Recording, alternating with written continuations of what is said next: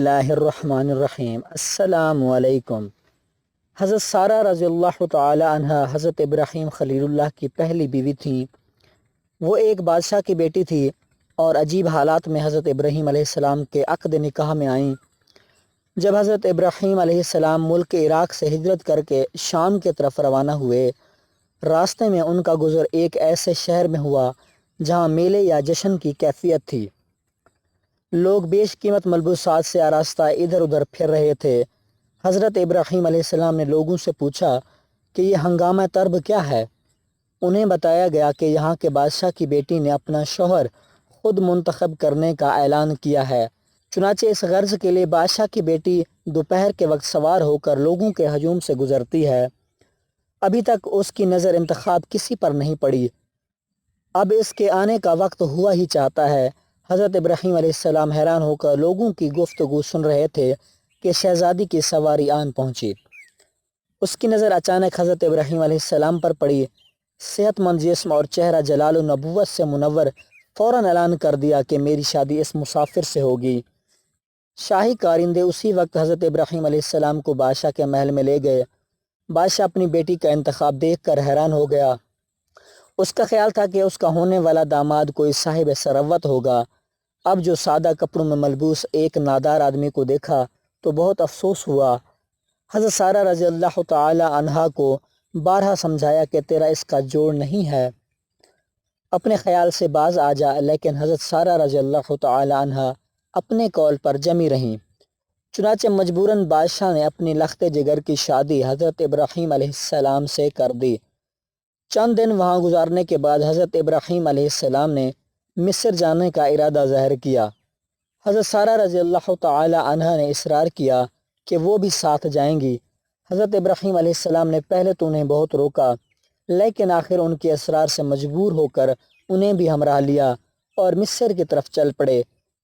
جب مصر کے قریب پہنچے تو معلوم ہوا کہ وہاں کا بادشاہ نہایت ظالم اور بدکار ہے، اور اس نے حکم دے رکھا ہے کہ کوئی عورت جب تک بادشاہ کے ملاحظہ سے نہ گزرے نہ مصر کی حدود سے گزر سکتی ہے نہ وہاں قیام کر سکتی ہے۔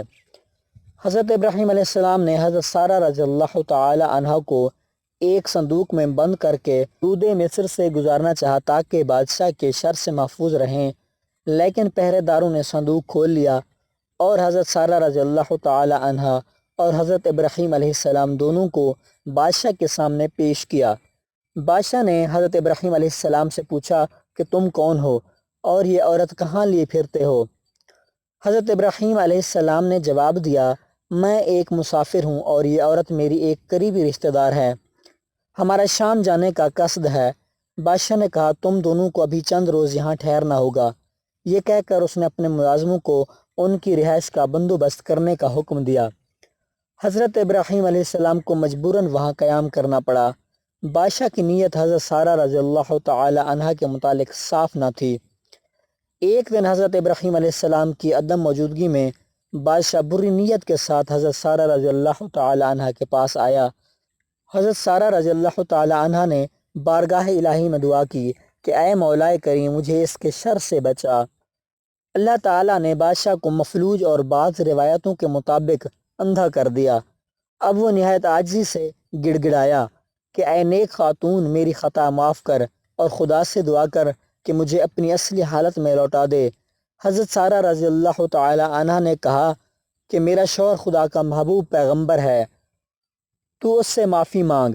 بادشاہ نے حضرت ابراہیم علیہ السلام سے عفو و تفسیر چاہی، انہوں نے معاف کیا اور اس کے حق میں دعا مانگی۔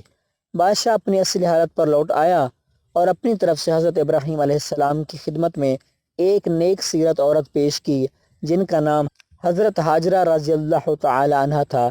آپ نے ان سے نکاح کر لیا اور پھر حضرت سارہ رضی اللہ تعالی عنہ اور حضرت ہاجرہ رضی اللہ تعالی عنہ دونوں کے ہمراہ شام کی طرف روانہ ہوئے۔ مختلف مقامات پر قیام کرتے ہوئے کنعان پہنچے۔ وہاں حضرت ہاجرہ رضی اللہ تعالی عنہ کے بطن سے حضرت اسماعیل علیہ السلام پیدا ہوئے۔ حضرت سارہ رضی اللہ تعالی عنہ کی کوئی اولاد نہ تھی۔ حضرت سارہ کچھ افسردہ سی ہو گئیں۔ حضرت ابراہیم علیہ السلام کو بارگاہ الہی سے حکم ہوا کہ ہاجرہ رضی اللہ تعالی عنہ اور اسماعیل علیہ السلام کو کسی دوسرے مقام پر چھوڑ آؤ۔ حضرت ابراہیم علیہ السلام انہیں اس مقام پر چھوڑ آئے جہاں آج کل کعبہ ہے۔ اللہ تعالیٰ نے ایسے حالات پیدا کیے کہ وہاں آبادی ہو گئی۔ اس کی تفصیل حضرت ہاجرہ کے ذکر میں آئے گی۔ حضرت ابراہیم علیہ السلام حضرت سارہ علیہ السلام کے ہمراہ وہاں ہی تشریف لے گئے۔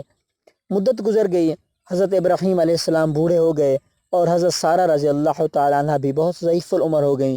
ان کے ہاں کوئی اولاد نہ ہوئی۔ حضرت سارہ رضی اللہ تعالیٰ عنہ اس خیال سے بہت مغموم رہتی تھیں۔ حضرت ابراہیم علیہ السلام کی عادت تھی کہ کھانا تنہا نہ کھاتے تھے، کسی نہ کسی مہمان کو ضرور شریک طعام کر لیتے تھے۔ ایک دفعہ ایسا اتفاق ہوا کہ 7 روز تک کوئی مہمان نہ آیا۔ حضرت ابراہیم علیہ السلام بہت متفکر تھے۔ 7ویں دن 2 نوجوان مسافرانہ حیثیت سے آئے۔ حضرت ابراہیم علیہ السلام کو بے حد مسرت ہوئی۔ فوراً ایک بچڑا ذبح کیا اور اس کا گوشت بھون کر مہمانوں کے سامنے رکھا، لیکن مہمانوں نے کھانے کو ہاتھ تک نہ لگایا۔ حضرت ابراہیم علیہ السلام دل میں ڈرے کہ شاید مہمان ناراض ہیں۔ ان دونوں نے ہنس کر کہا، اے خلیل اللہ، ہم فرشتے ہیں اور لوط کی قوم کو سزا دینے پر مقرر ہوئے ہیں۔ ہم تمہیں ایک بیٹے اسحاق کی پیدائش کی خوشخبری دیتے ہیں۔ حضرت سارہ رضی اللہ تعالی عنہ یہ سن کر ہنس پڑیں اور فرمانے لگیں، یہ کیسے ہو سکتا ہے؟ میں تو بڑھیا بانجھ ہو چکی ہوں اور میرا شوہر بھی بوڑھا ہے۔ فرشتوں نے کہا، اللہ کے حکم سے سب کچھ ہو سکتا ہے۔ یہ کہہ کر وہ چلے گئے۔ کچھ عرصہ بعد حضرت سارہ رضی اللہ تعالی عنہ کے ہاں حضرت اسحاق پیدا ہوئے اور اللہ تعالیٰ نے ان کی افسردگی اور حیرت کو مسرت میں تبدیل کر دیا۔ حضرت اسحاق رضی اللہ تعالی عنہ بڑے جلیل القدر پیغمبر ہوئے۔